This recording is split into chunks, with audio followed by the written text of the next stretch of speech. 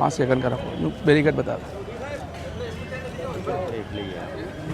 ઘેરવાનું કામ કરવાનું message viral કરવામાં આવ્યો હતો, તો તેને લઈને જો કે અત્યારે હાલમાં કોંગ્રેસ ભવનને આજુબાજુના વિસ્તારોમાં તમામ ત્યારે હાલમાં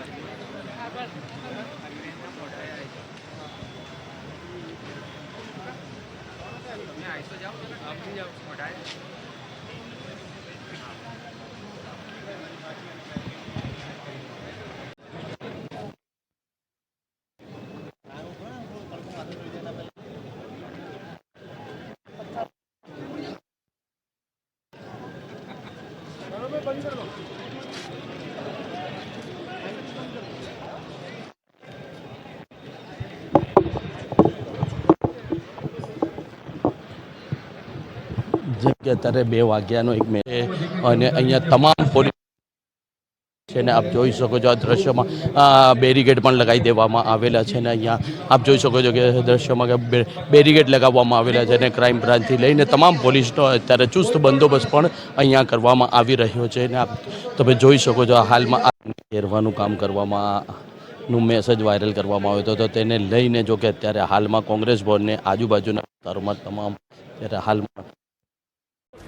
આર ગુજરાત ન્યૂઝમાં આપનું સ્વાગત છે। દિલ્હીમાં રાહુલ ગાંધી દ્વારા વડાપ્રધાન નરેન્દ્ર મોદીને જે નિવાસ હતો તેને ઘેરવાનો પ્રયત્ન કરવામાં આવ્યો હતો। એના પછી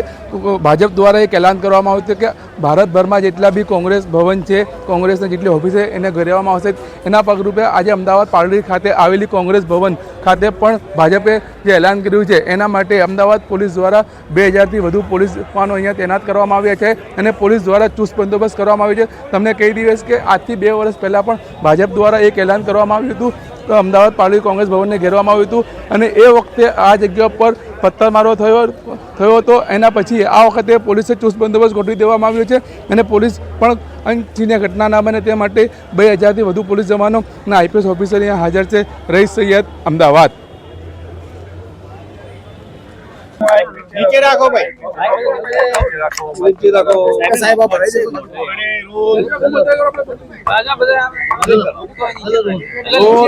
नीचे है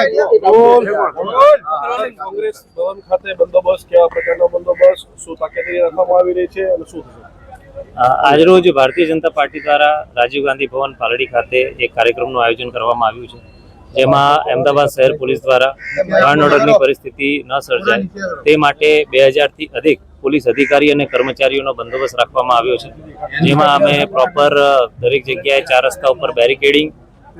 એક્સેસ કંટ્રોલ તેમજ અન્ય સુરક્ષાના સર્વ સંજામ સાથે પોલીસ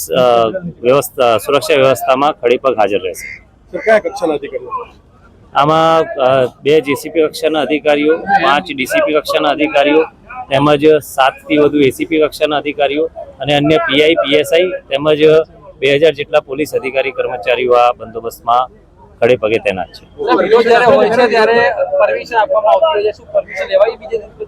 આમાં પરમિશન આપવામાં આવેલી છે, પરમિશન આમાં લેવામાં આવેલી છે, જે આપવામાં આવેલી છે।